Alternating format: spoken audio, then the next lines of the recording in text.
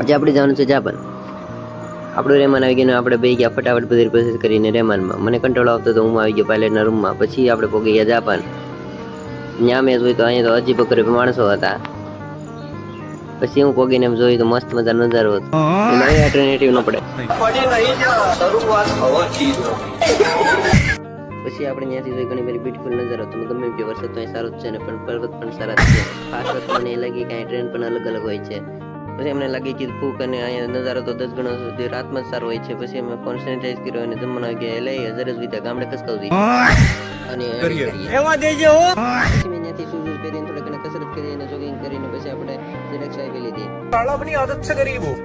પછી મેં ત્યાંથી ફરવા નીકળી ગયા અને આ મંદિર કે અહીંયા સ્થળના નામ નહીં લો, કેમ કે અહીં ચાઇના ભાષા ચિંગચોંગ જેવી ભાષા જ છે. તમને નહીં ત્યાંથી આપણે આવી ગયો મોટો પાયે ખર્ચો.